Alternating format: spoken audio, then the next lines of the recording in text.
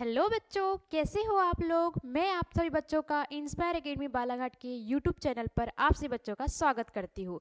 तो बच्चों, हमने हॉर्टिकल्चर में देखा था कि हॉर्टिकल्चर क्या होता है और हॉर्टिकल्चर की ब्रांचेस के बारे में देखे थे, है ना। और आज हमारा सेकेंड लेक्चर हॉर्टिकल्चर का, जिसमें स्टार्ट करेंगे ओलेरीकल्चर से सब्जियों का वर्गीकरण और सब्जियों की खेती के बारे में जानेंगे। तो आज हम देखेंगे बच्चों सब्जियों का वर्गीकरण, है ना। सब्जियों के वर्गीकरण से पहले हम कल की लेक्चर में हमने जो हॉर्टिकल्चर में पढ़ा था वो देख लेते हैं ना।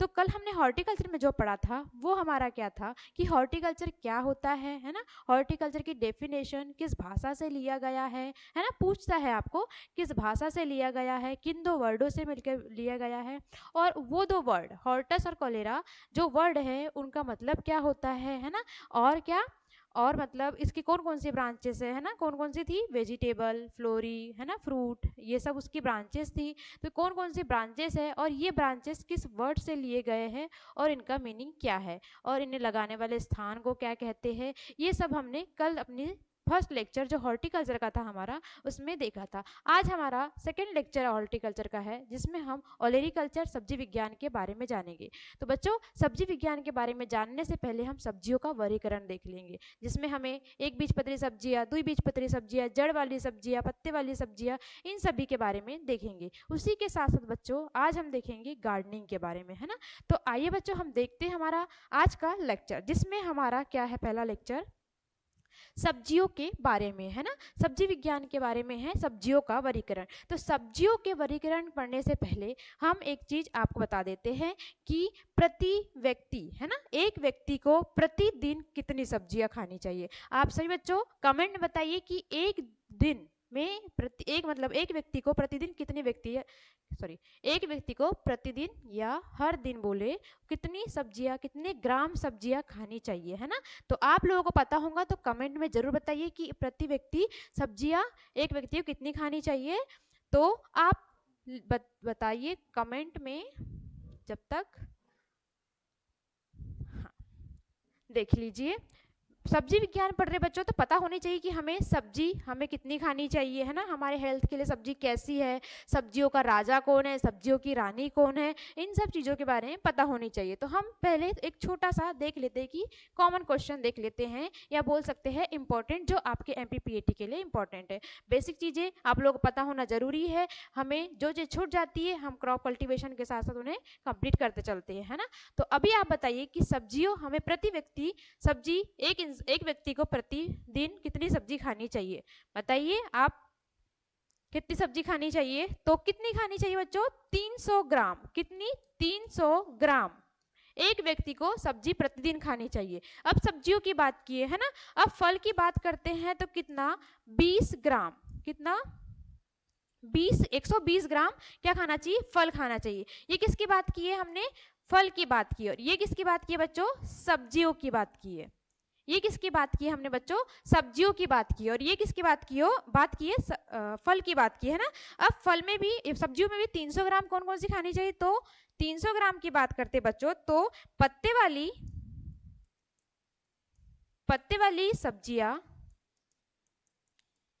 सब्जियां कितनी खानी चाहिए, पत्ते वाली सब्जियां 125 ग्राम, है ना। 125 ग्राम हमें क्या खाना चाहिए, पत्ते वाली सब्जियां खाना चाहिए। इसी के साथ साथ जड़ वाली सब्जियों की बात करेंगे। जड़ वाली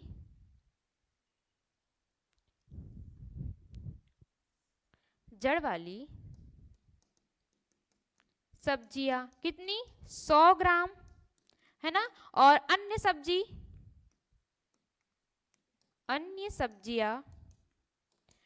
सब्जियों की बात करेंगे तो कितनी, 75 ग्राम, है ना। अन्य सब्जी कितनी खाएंगे बच्चों, 75 ग्राम, है ना। तो हमने क्या देखे, सबसे पहले प्रति व्यक्ति इंसान को कितनी सब्जी खाना चाहिए प्रतिदिन, तो 300 ग्राम सब्जियां खाना चाहिए। और फल की बात करें तो 200 ग्राम फल खाना चाहिए। अब ये बात की हमने किसकी, सब्जी और फल की। अब इसमें से बात आती है कि सब्जियों का राजा कौन है, सब्जियों की रानी कौन है ना। तो सब्जियों का राजा बच्चों कौन होगा, आप सभी लोगों को पता होगा सब्जियों का राजा कौन है। राजा की बात कर रहे हैं ना, किसकी बात कर रहे हैं, राजा, वो भी किसका राजा?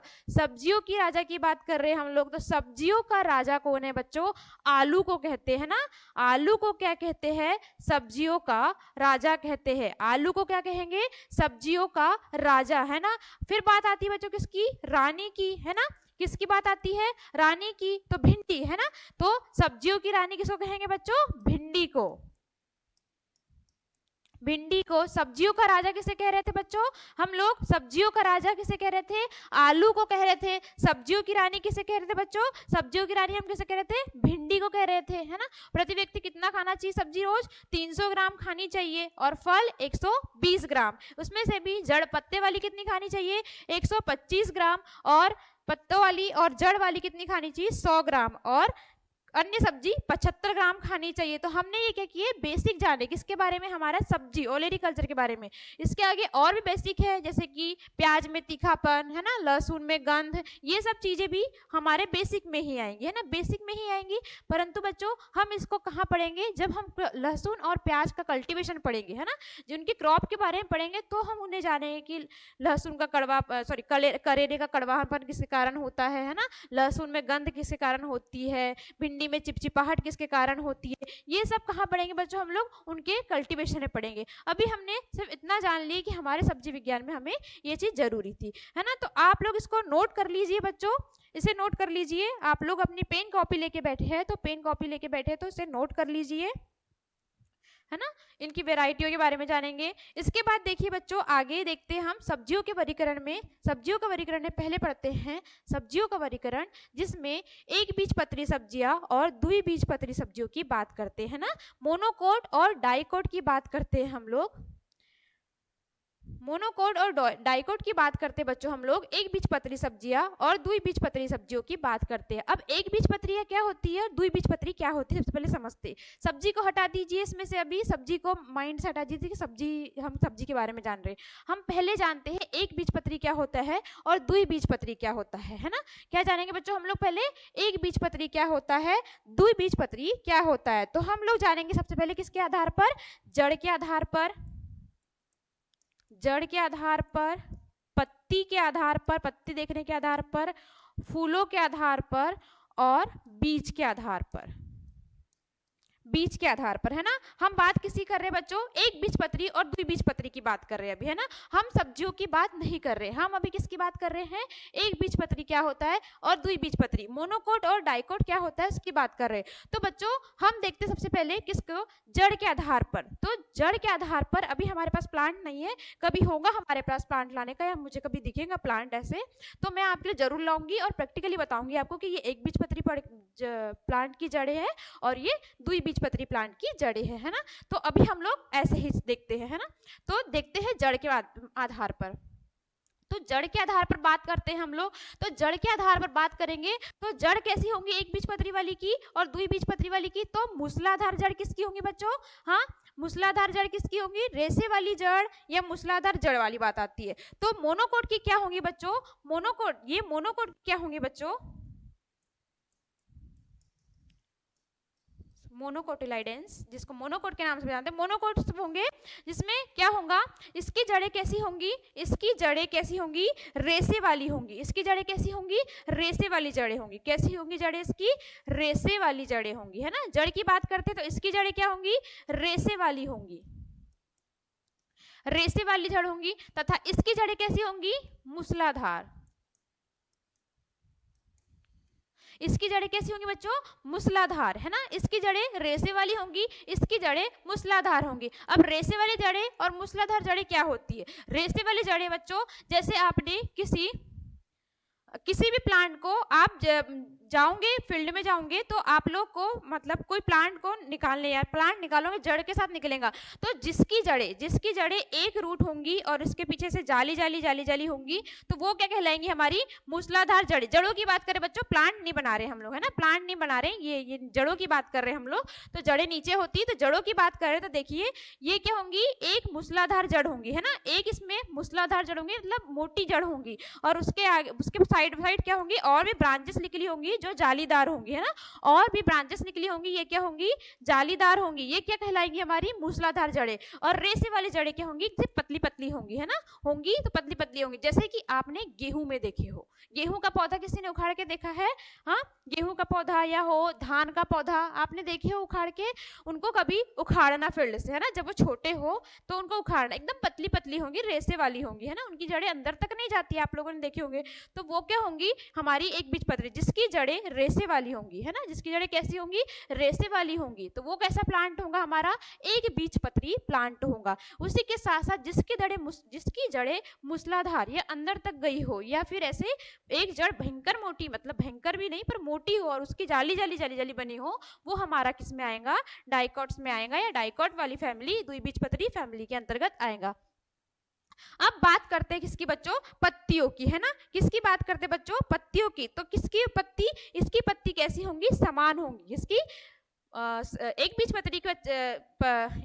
पत्री की पत्तियां कैसी होंगी, समान होंगी। और इसकी क्या होंगी, जाल लेकर होंगी। इसकी क्या होंगी, समान होंगी, और इसकी कैसी होंगी, जाल वाली होंगी, जाल वाली, है ना, इसकी कैसी होंगी, जाल वाली होंगी। अब ये क्या होता है, तो समान मतलब आपने एक नॉर्मल पत्ती देखी होंगे ऐसी, है ना, एक नॉर्मल पत्ती ऐसी देखी होंगे आपने, यहाँ पर कोई रेसे नहीं। जबकि एक और पत्ती देखी होंगे ऐसी, जिसमें ऐसी रेसे रेसे बने होंगे, है ना, ऐसे जाल या रेसे रेसे बने होंगे, ऐसे बने होंगे। एक पत्ती एक आपने ऐसी देखे होंगे और एक पत्ती आपने ऐसे देखे होंगे। तो आप पत्तियों को देख के बता सकते हो कि ये प्लांट एक बीजपत्री है या द्विबीजपत्री। जैसे कि आपने गुड़हल की पत्ती देखी होंगे, आप सभी ने गुड़हल की पत्ती देखे हो, है ना, जिसको गुड़हल को हम किस नाम से जानते हैं, जसवंत के नाम से जानते हैं ना, अपने यहाँ पर हम लोग गुड़हल को जसवंत के नाम से जानते हैं। तो आपने जसवंत की पत्ती, गुड़हल की पत्ती देखे होंगे, उसमें ऐसे रेसे बने होते हैं ना, हाँ। जबकि हमारी किसकी पत्ती, जबकि हमारी गन्ने की पत्ती, सॉरी,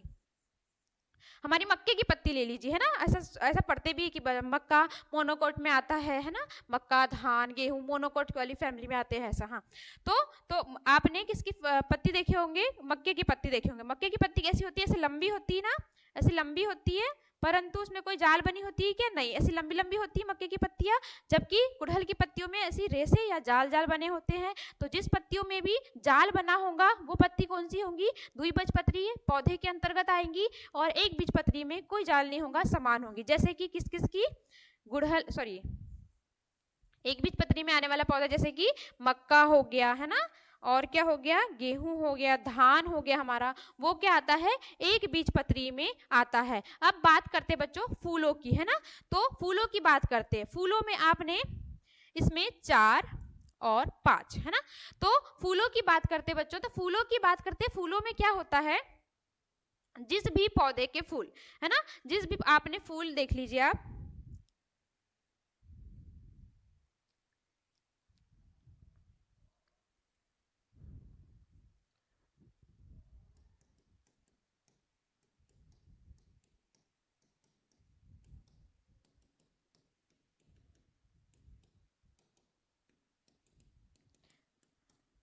तो फूल देख लीजिए, आपने गुड़हल का फूल देखे हो, गुड़हल के फूल में पंखुड़ियां कितनी होती है, आप लोगों के घर में होगा गुड़हल का फूल। तो गुड़हल के फूल में पंखुड़ियां कितनी होती है, 5 पंखुड़ियां होती है। आपने देखे हो गुड़हल के फूल में पंखुड़ियां कितनी होती है, 5 पंखुड़ियां होती है ना। और गुलाब के फूल में चक्र बना हुआ होता है ना, और 3-3 के गुच्छों में होती है। तो पहले हम देख लेते फूल के माध्यम से कैसे पहचानेंगे। तो फूल के माध्यम से बच्चों, जिसमें 4-5 पंखुड़ियां होंगी, है, जिसमें क्या होंगी, 4-5 पंखुड़ियां होंगी। जो पंखुड़ियां होती फूलों की, उसमें जिसमें 4 या 5 पंखुड़ियां होंगी, वो किसके अंतर्गत आएगा बच्चों, तो वो हमारा किसके अंतर्गत आएगा, वो हमारा डाइकोट के अंतर्गत आएगा। किसके अंतर्गत आएगा, सॉरी बच्चों, वो हमारा 4-5 पंखुड़ी वाला डाइकोट के अंतर्गत आएगा। तथा चक्र लिए हुए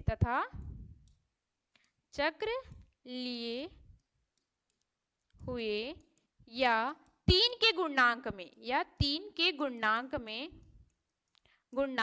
में होती है इसकी पत्तियां, है ना। इसकी पत्तियां सॉरी पंखुड़ियां कैस की एक बीजपत्री वाले फूलों की पंखुड़ियां कैसी होती है, 3 के गुणनांक में होंगी या चक्र लिए हुए होंगी, तो वो क्या कहलाएंगी, हमारी एक बीजपत्री के थ्रू हम उसको पहचान लेंगे, है ना। द्विबीजपत्री में क्या होगा, 4 से 5 क्या होंगी, इसमें पंखुड़ियां होंगी, तो आप उसको आसानी से पहचान सकते हो 4-5 जिसकी पंखुड़ियां है उसको, कि यह द्विबीजपत्री वाला पौधा है ना। और जिसमें 3 के गुणनांक में हो या चक्र बना हुआ हो, तो आप उसको आसानी से पहचान सकते हो कि वह एक बीजपत्री वाला है। अब बात आती है किसकी बच्चों, बीज की बात आती है ना, किसकी, बीज की बात आती है। बीज की बात आती है तो बीज में कैसे पहचानेंगे, तो आप लोगों ने किसका बीज देखे हो, मक्के का बीज देखे हो।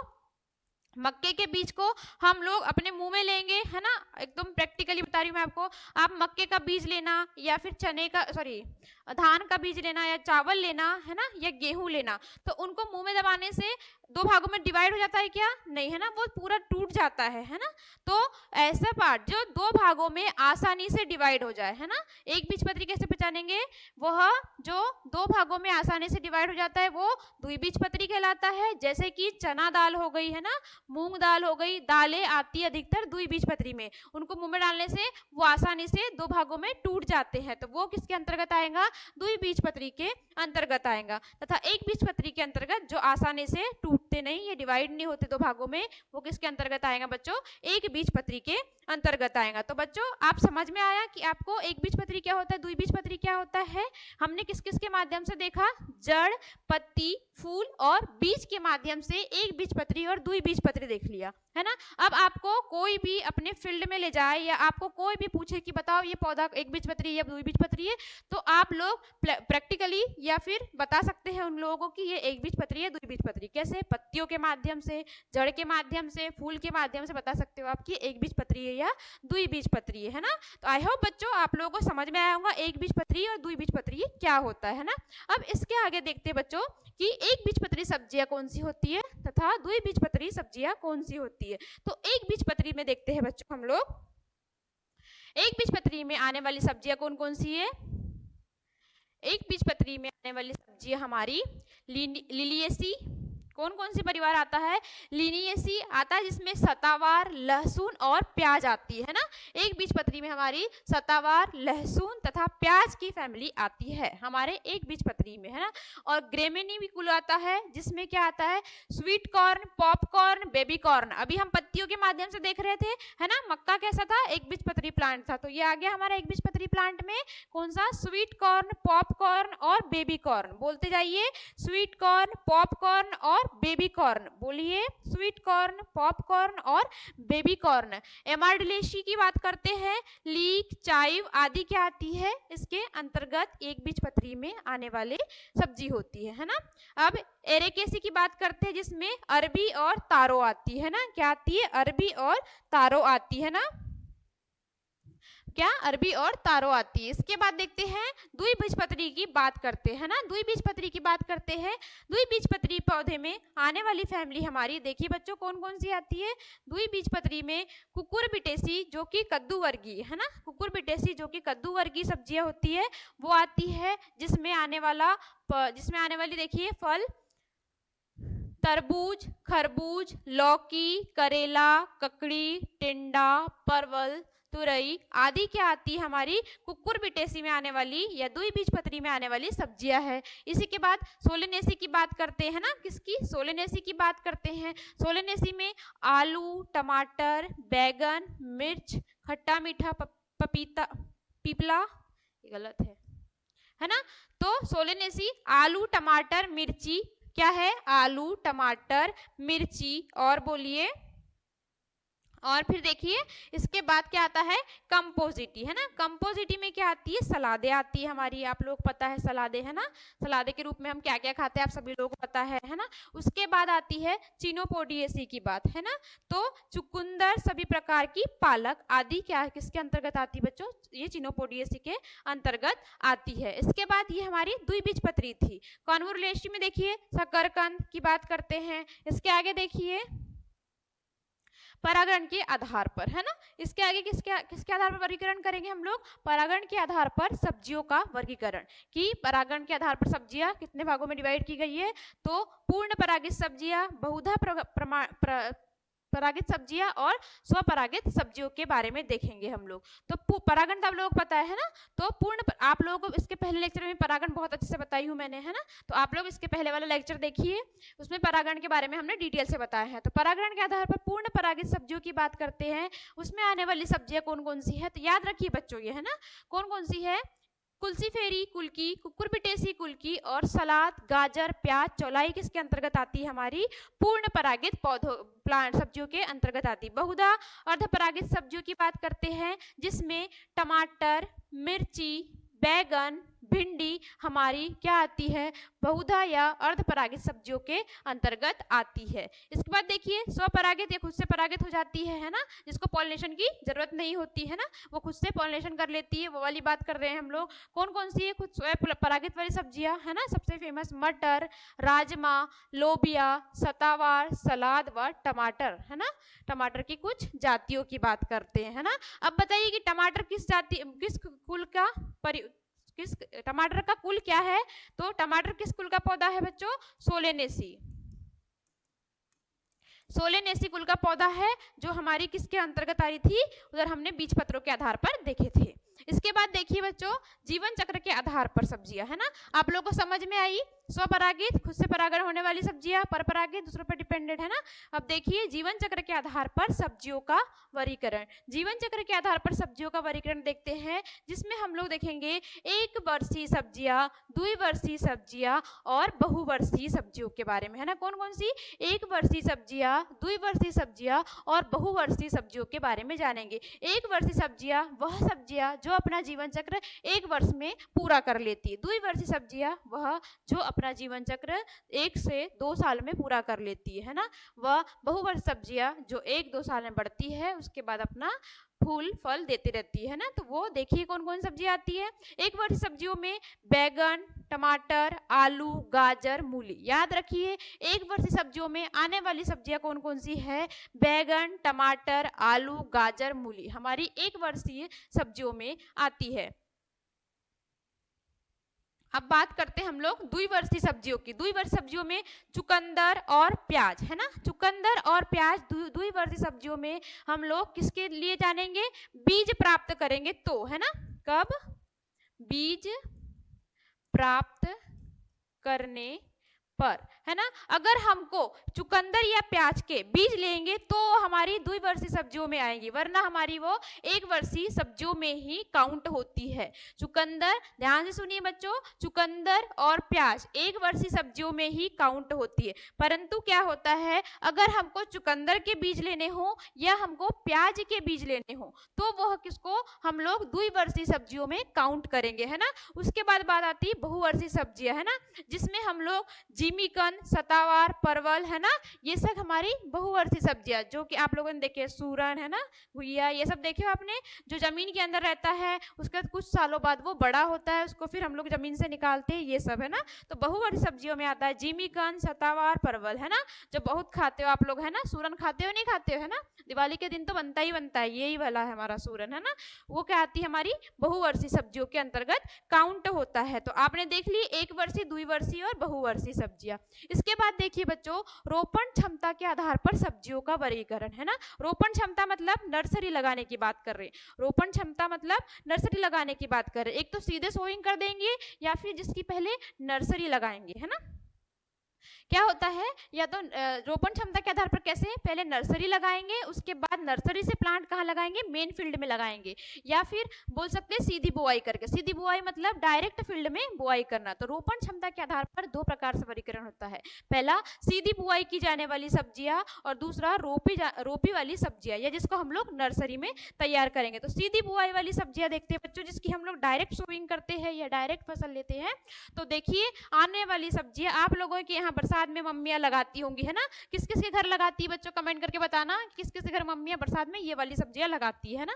तो सीधी बुआई की जाने वाली सब्जियां है ना, जिसमें आने वाली सब्जियां कौन कौन सी, कद्दू वर्गीय सब्जियां, गाजर, मूली, भिंडी, आलू और सलजम है ना, ये और मटर, चुकंदर, ये क्या होती है, सीधी बुआई करते हैं इनकी है ना, इनकी कोई नर्सरी नहीं लगाई जाती, डायरेक्ट फील्ड पे हम लोग डालेंगे और वहां से ही सब्जी प्राप्त होंगी। ये हमारी क्या होंगी, एक बीजपत्री सॉरी सीधी बुआई करने वाली क्या होंगी, सब्जियां होंगी। उसके बाद हमारी क्या आती है, रोपण वाली सब्जियों की बात करते हैं हम लोग। किसकी, रोपण वाली सब्जियों की बात करते हैं, या जिसको हम पहले अलग नर्सरी में तैयार करते हैं उसका रोप, उसके बाद उसको कहाँ लाते हैं, मेन फील्ड से सॉरी नर्सरी से कहाँ लाते हैं, उसको नर्सरी से मेन फील्ड में लाके रोप देते हैं है ना।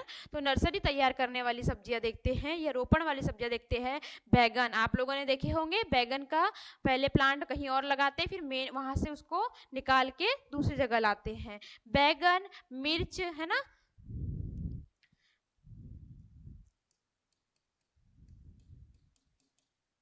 गाठ गोभी, पत्ता गोभी है ना, टमाटर और प्याज है ना, कौन कौन सा, बैगन, मिर्च, गाठ गोभी, पत्ता गोभी और टमाटर और प्याज की बात करते हैं। इनको हम लोग पहले क्या करते हैं, नर्सरी तैयार करते हैं इनकी, उसके बाद हमको इनको मेन फील्ड में लाके रोप देते हैं है ना। उसके बाद देखिए बच्चों, हमारी रोपण के आधार पर हो गई। उसके बाद देखिए खाए जाने वाले भागों के आधार पर सब्जियों का वर्गीकरण है ना, खाए जाने वाले भागों के आधार पर सब्जियों के वर्गीकरण में देखिए कौन कौन सब्जियां आती है। इसमें आने वाली सब्जियां, पहली जड़ वाली सब्जियां आप सभी लोगों ने खाए होंगे है ना, आप सभी लोगों ने खाए हो ना जड़ वाली सब्जियां। जड़ वाली सब्जियां आप सभी बता सकते हो कमेंट में कौन कौन सब्जियां आती है। तो जड़ वाली सब्जियों में आने वाली सब्जियां कौन कौन सी है, गाजर, मूली, चुकंदर है ना, जिसको हम सैलेड के रूप में खाते हैं। उसके बाद बात करते हैं कंद वाली सब्जियों की है ना, कंद वाली सब्जियों की बात करते हैं, जिसमें हम क्या देखेंगे, आलू को देखेंगे। इसके बाद प्रकंद वाली सब्जियां, जिसमें अदरक, हल्दी आती है, प्रकंद वाली सब्जियां। इसके बाद घनकंद वाली सब्जियों में अरबी और जिमीकंद आता है ना, याद रखिएगा। घनकंद वाली, जड़ वाली मत देख लीजिए इसको, इसको घनकंद वाली सब्जियों में क्या आता है, अरबी और जिमीकंद आता है।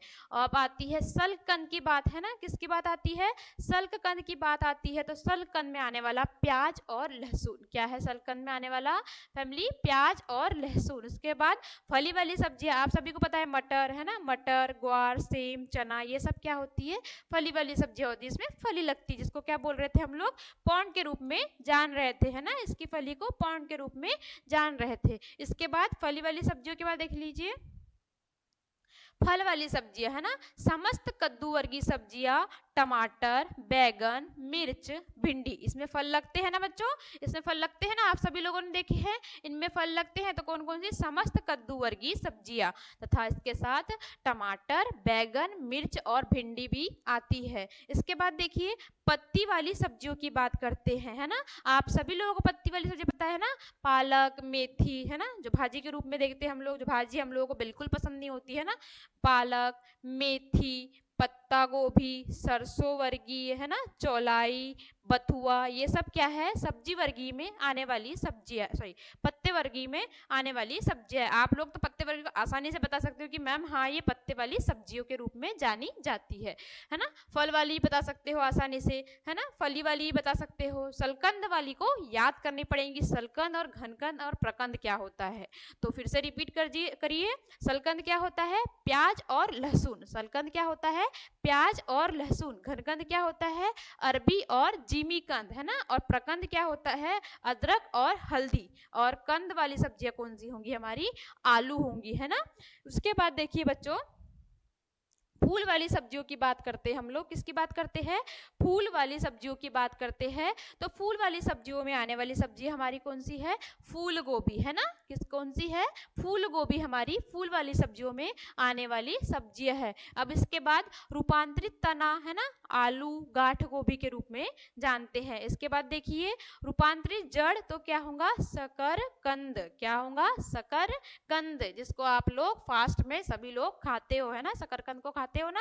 उसके बाद आलू को भी खाते हो, पर हमारी शकरकंद कैसी होती है, रूपांतरित जड़ है हमारी, क्या है, रूपांतरित जड़ वाली सब्जियों में किसे काउंट करेंगे हम लोग, शकरकंद को रूपांतरित जड़ वाली सब्जियों में काउंट करेंगे, है ना। उसके बाद देखते बच्चों, अभी हमने क्या देखे, सब्जियों का वर्गीकरण, है ना।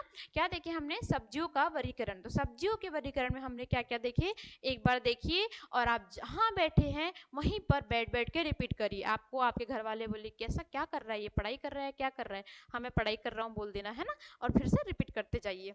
देखिए वानस्पतिक वर्गीकरण में देखिए हमने एक बीजपत्री, द्विबीजपत्री, आप लोगों को आई होप एक बीजपत्री और द्विबीजपत्री समझ में आया हो, और आपको कोई भी बोले कि एक बीजपत्री प्लांट और द्विबीजपत्री प्लांट हमें बताइए तो आप बता सको आसानी से, है ना। मैंने तो कोशिश की हूँ बच्चों आप लोगों को समझ में आ गया हो, है ना।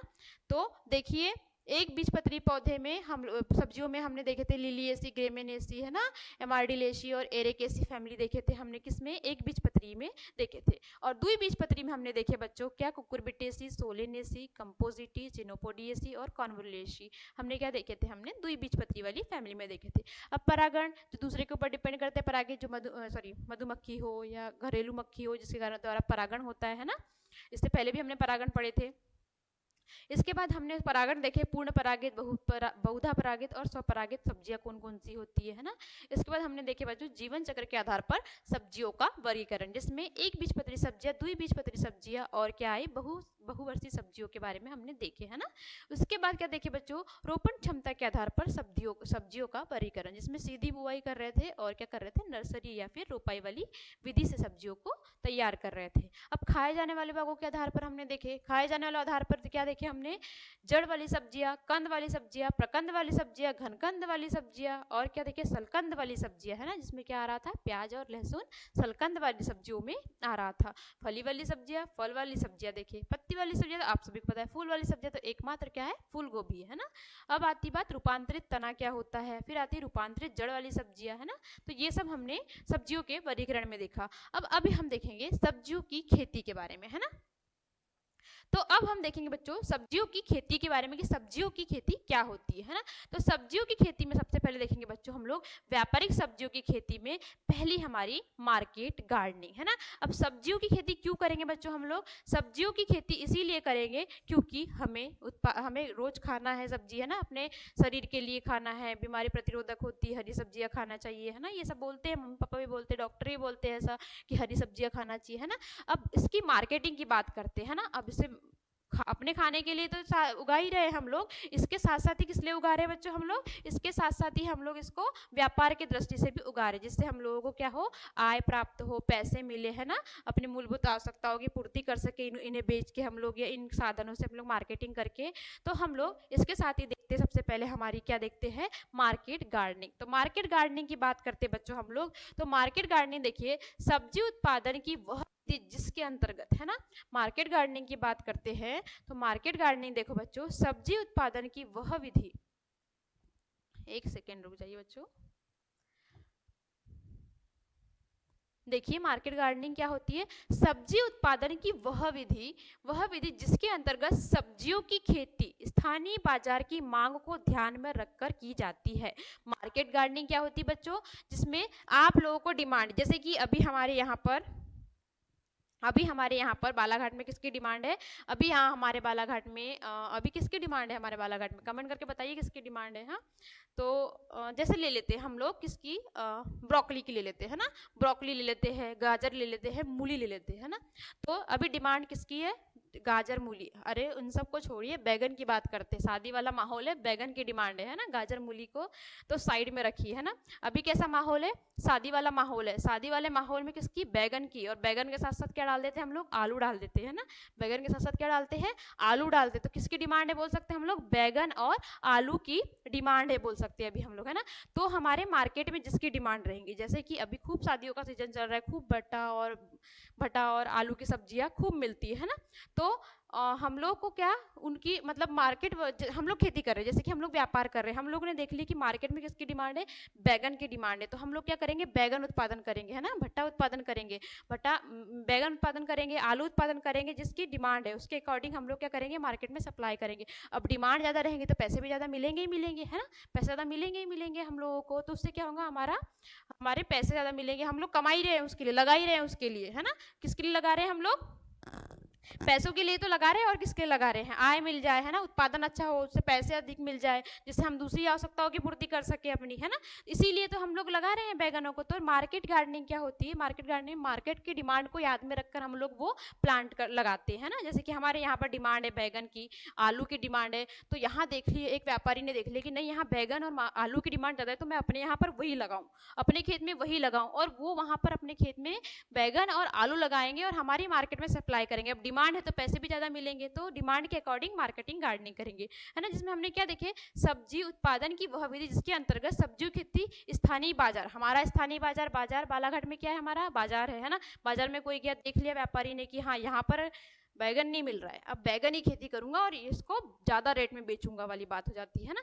तो ऐसे डिमांड मार्केट की, बाजार के, स्थानीय बाजार की मांग को ध्यान में रखकर की जाती है, वो क्या कहलाती है, हमारी मार्केट गार्डनिंग के अंतर्गत आती है। तो साफ साफ बोल सकते हैं बच्चों हम लोग कि हमारा व्यापारी जो होता है वो हमारे बाजार में जाएगा और देखेगा कि नहीं यहाँ पर ये सब्जी नहीं मिल रही, जो भी सब्जी चाहिए इसको हमारे बालाघाट में, है ना, वो नहीं मिल रही है, डिमांड इसकी बहुत ज़्यादा चल रही है, उसको अपने फील्ड में लगाएगा, कुछ समय बाद में वो फल, वो क्या देंगी, वो हम लोगों को सब्जियां देना प्रारंभ कर देंगे उनके फील्ड से, तो उसको हम लोग क्या करेंगे, बाजार में बेच देंगे। या फिर पहले से मार्केट जो प्लांटिंग कर रहा हो, जो सब्जियों की खेती कर रहा हो, वो पहले से देख लेगा कि नहीं भैया अब इसका सीजन आने वाला है, जैसे कि अब शादियों का सीजन आने वाला है, तो अब हमको क्या लगाना चाहिए, भट्टा और आलू लगाना चाहिए, तो वो पहले ही क्या कर देगा, रोपाई कर देगा, सीजन आएगा तो वैसे ही उसकी सब्जियां क्या होंगी, फटाफट फटाफट बिक जाएंगी। तो उनने किसको ध्यान रखा बच्चों, अपने बाजार को ध्यान रखा, अपने आसपास के बाजार को ध्यान में रखते उनने अपनी पहले ही फील्ड में सब्जियां लगा दिया, है ना। तो वो क्या कहलाएंगी, हमारी मार्केट गार्डनिंग के अंतर्गत आएंगी, है ना। तो मार्केट गार्डनिंग की एक बार फिर से डेफिनेशन देख लीजिए, सारी सादी की बात करें तो ये मत बोल लीजिए बच्चों कि बस मैम तो क्या ही समझा रहे हैं ना। तो देख लीजिए, याद करने के लिए बच्चों की याद रह जाए कि मार्केट गार्डनिंग क्या थी, किसकी डिमांड को याद रखे हमने, मार्केट, बाजार की, है ना, बाजार की मांग को ध्यान में रखकर। तो देखिए, सब्जी उत्पादन की वह विधि जिसके अंतर्गत क्या कर रहे हैं हम लोग, बाजार की मांग, सब्जियों की खेती की स्थानीय बाजार की मांग को ध्यान में रखकर की जाती है, हमारी क्या कहलाती है, हमारी मार्केट गार्डनिंग कहलाती है ना। उसी के बाद बात आती है बच्चों किसकी, ट्रक गार्डनिंग की बात आती है, किसकी बात आती है बच्चों, ट्रक गार्डनिंग की बात आती है। ट्रक गार्डनिंग की बात आती है बच्चों, तो ट्रक गार्डनिंग में किसी फसल विशेष की खेती विशाल स्तर पर करना तथा दूर के बाजारों में भेजना। उदाहरण के लिए आलू, आलू को क्या करते हैं हम लोग, स्टोर करते हैं और क्या करेंगे हम लोग, फिर इसे दूर के बाजार में भेजेंगे, किसके माध्यम से, संसाधन हमारे हो, ट्रक हो, इनके माध्यम से विशाल स्तर पर हम लोग खेती करेंगे और इसको फिर दूर के बाजार में क्या करेंगे, जहां पर डिमांड हो वहां पर बेचेंगे, है ना, और ले जाएंगे किस कारण, किससे, तो ट्रक से ले जाएंगे, है ना। तो उसको ट्रक गार्डनिंग के अंतर्गत आएगा, है ना। तो ट्रक गार्डनिंग में डेफिनेशन में क्या देखे हम लोगों ने, किसी फसल विशेष की खेती विशाल स्तर पर करना, है ना, कि हमने किस फसल को ले लिए, आलू को ले लिए, उसकी खेती विशाल या बड़े स्तर पर कर लिए हम लोगों ने खेती, है ना, तो करना तथा दूर के बाजारों में भेजना। बड़े स्तर पे तो कर लिए, हमारे यहाँ पर तो हम नहीं बेच रहे उसको, हम लोग उसको कहाँ बेच रहे हैं, दूसरे या दूर के बाजार में भेज रहे, है ना। उदाहरण के लिए आलू। अब बात आती बच्चों हमारी तीसरी, संसाधन के लिए सब्जियों की खेती, है ना। तो इसमें देखिए, यह कैनिंग फैक्ट्रियों के आसपास की जाने वाली खेती है। जैसे क्या करते हैं, मटर और टमाटर, मटर और टमाटर फैक्ट्री, क्या देखे हमने इसमें, क्या होती है ये, कैनिंग और फैक्ट्रियों के आसपास की जाने वाली खेती। आप लोग मटर का क्या खाते हो, केचप खाते हो ना, मटर की चटनी मत बोल देना, है ना, मटर का क्या खाते हो, केचप खाते हो ना। तो यही केचप, कैनिंग और फैक्ट्रियों में क्या बनती, कैनिंग की प्रोसेस होती है, इसमें क्या बनेंगे, उसमें कैनिंग के थ्रू या फिर मटर, ये सॉरी देखिए क्या बोली मैंने, यह कैनिंग फैक्ट्रियों के आसपास की जाने वाली खेती है। जैसे कि आपने फैक्ट्रियों के आसपास क्या कर दिए, हमारे टमाटर की खेती कर दी, है ना, टमाटर की खेती कर दी, बहुत बड़े स्तर पर हमने टमाटर की खेती की, फिर टमाटर से हम लोग क्या बना दिए, केचप बना दिए, टमाटर के ज्यादा रेट से क्या जाता है, हमारा केचप जाता है। तो फैक्ट्रियों में उसके केचप बनाने की प्रोसेस की हमने और क्या कर दिए, उसको केचप बना दिए, जो साल भर हमारा चलते रहता है वो, है ना, साल भर केचप चलते रहता है, उसको डिब्बे में पैक करके उसकी प्रोसेस करके उसके क्या बना दिया हमने फैक्ट्रियों में टमाटर का केचप बना दिया और उससे ज़्यादा रेट में बिक गया, टमाटर से ज़्यादा रेट में भी वो बिका। उसी के साथ साथ मटर, अब पूरे साल तो मटर हम ले नहीं सकते है ना, पूरे साल मटर ले सकते हैं क्या? नहीं ले सकते हम पूरे साल मटर। तो क्या करेंगे, मटर की भी पैकेजिंग कर देंगे, है ना, क्या करेंगे, मटर की भी पैकेजिंग कर देंगे, जिससे हमको क्या पूरे साल भर अवेलेबल हो सके, है ना, मटर की पैकेजिंग करेंगे। आप लोगों ने देखा होगा पूरे साल भर हमको छिला हुआ मटर पॉलिथीन में पैक करा हुआ देता है, तो वहां वो कैसा होता है, फैक्ट्रियों में तैयार किया गया होता है, जो हमको पूरे साल मिलते रहता है, हरा मटर, है ना। तो ये होती है संसाधित खेतियों की खेती। उसके बाद देखते हैं बच्चों हमारी बेमौसम या बलकृंत, है ना, सब्जियों की खेती। तो देखते हैं बेमौसम या बलकृंत सब्जियों की खेती में देखते हैं क्या होता है। यह अधिक खर्चीली विधि है, हाँ है खर्चीली विधि, और इसके लिए कृत्रिम जलवायु ग्रीन हाउस की आवश्यकता होती है। अब खर्चीली विधि है बोल रहा है तो बराबर ही है खर्चीली विधि, क्योंकि इसमें किसकी आवश्यकता हो रही है, ग्रीन हाउस की आवश्यकता हो रही है। अब ग्रीन हाउस को बनाने के लिए बजट लगता है, पैसे लगते हैं ग्रीन हाउस को बनाने के लिए। अब ग्रीन हाउस क्या होता है, आप लोगों ने देखे होंगे, आप लोग कहीं गए होंगे तो हरे कलर का टेंट बना हुआ है ना, बड़े बड़े फील्ड में, या फिर आप किसी एग्रीकल्चर यूनिवर्सिटी को देखे होंगे, या फिर यूट्यूब पे देखे होंगे आप लोगों ने, या आप लोग अच्छे जगह से हो तो आप लोगों के आसपास भी कहीं होंगे, है ना, केवी के वगैरह होंगे, तो आप लोग वहां भी देख सकते हैं ग्रीन हाउस, पॉली हाउस। आप लोगों के यहाँ बजट है तो आप लोग भी तैयार कर सकते हैं, आप लोगों को नॉलेज है तो आप लोग भी तैयार कर सकते हैं ग्रीन हाउस, पॉली हाउस। तो इनमें क्या होता है, बेमौसम सब्जियों को लगाते, जैसे कि अभी हमारा किसका सीजन चल रहा है, अभी हमारी बैगन आलू ये सब का सीजन चल रहा है ना, बैगन आलू मिर्च का ये सब का सीजन चल रहा है हमारा। तो हम लोगों को अभी ये हमारे सीजन पे मिल रही, पर हमको अभी खाना क्या है, मटर का सीजन चल रहा है अभी, है ना, पर हमको अभी ये नहीं खाना है ना, ये वाली सब्जी हमको नहीं खाना है। जैसे कि हमको अभी क्या खाना है, मशरूम खाना है ना, मशरूम खाना है, या फिर और कोई ब्रोकली, ये सब का तो सीजन ही है अभी जो खाना है, महंगी महंगी सब्जियां है।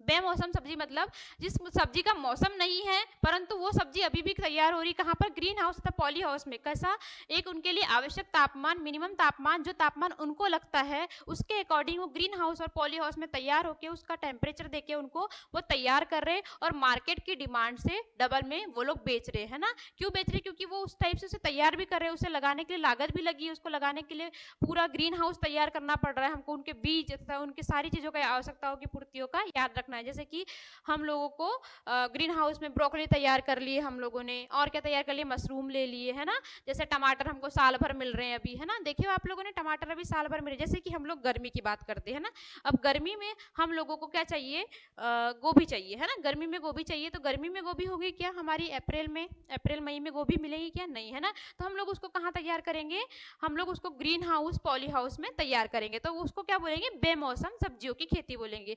जैसे कि आप लोगों ने अपने यहाँ देखे होंगे ऐसे सब्जी, बहुत सारी सब्जी अपने लोकल बाजार में भी देखे होंगे कि मतलब सीजन नहीं रहता और सीजन के बिना सीजन के ही वो सब्जी पहले से ही मिलने लगती है ना।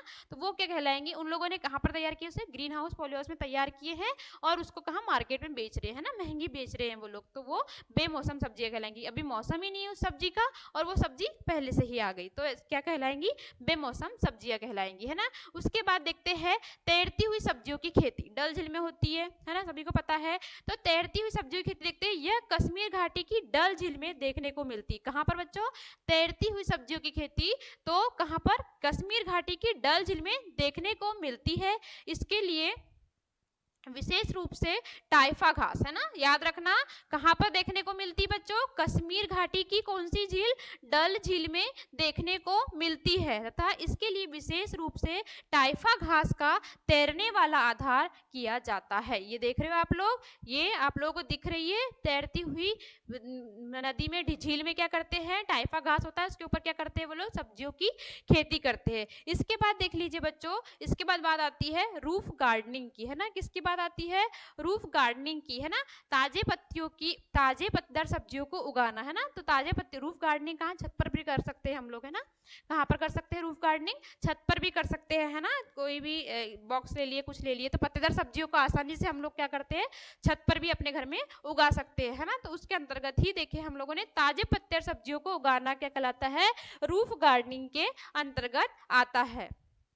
इसके बाद देखते बच्चों हम लोग किचन गार्डनिंग की बात करते हैं ना। किचन गार्डनिंग सबके यहाँ सबकी मम्मी करती होंगी है ना। किचन गार्डनिंग की बात करते हैं, सबके घर सबकी मम्मियाँ करती होंगी है ना। मम्मी तो बहुत एक्सपर्ट होती किचन गार्डनिंग में, कुछ भी मिला बिल्कुल लगाने का ही रखती मम्मी है ना, जो कि फ्री में निकल जाए है ना। हमारी मम्मी हो, आपकी मम्मी हो, सबकी मम्मी यही करती है ना। तो गृह वाटिका या किचन गार्डनिंग की बात करते हैं हम लोग। तो किचन गार्डनिंग क्या होती है बच्चों, इसे हम रसोई उद्यान भी कहते हैं। किचन गार्डनिंग को क्या कहते हैं, इसे हम रसोई उद्यान भी कहते हैं। इसमें घर की खाली भूमि को उपयोग कर ताजी सब्जियां प्राप्त की जाती है। इसमें घर की हमारी जमीन जो खाली पड़ी हुई होती है उसमें क्या करते हैं हम लोग, ताजी सब्जियां प्राप्त कर सकते हैं। इसी के बाद देख लीजिए आगे, यह व्यापारिक सब्जियों की खेती की विधि नहीं है, है ना। यह क्या बच्चों, व्यापारिक खेती की विधि नहीं है ना। इसमें देख लेते हैं इसके लाभ, क्या क्या लाभ होते हैं व्यापारिक गार्डनिंग से, तो सॉरी गृह वाटिका वाली गार्डनिंग से, है ना, जो कि हम लोग जिसको किचन गार्डनिंग बोल रहे हैं। तो हम लोग किचन गार्डनिंग करेंगे तो क्या होगा, मनोरंजन होगा हमारा। क्या होगा बच्चों, मनोरंजन होगा। मनोरंजन होगा साल भर या वर्ष भर बोल सकते हैं, वर्ष भर ताजी सब्जियां मिलेंगी। वर्ष भर क्या होगा बच्चों, वर्ष भर हम लोगों को क्या होगा, ताजी सब्जियां मिलेंगी। यह सबसे प्रचलित विधि है ना। कैसी विधि है, यह सबसे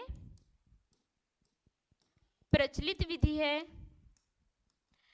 अब देखो हम लोगों ने घर में गार्डनिंग की, हमारे घर में एक छोटी सी जगह पड़ी हुई है ना, पड़ी हुई है यार, पहले से है हमारे यहाँ पर जगह जहाँ पर मिट्टी मिट्टी है।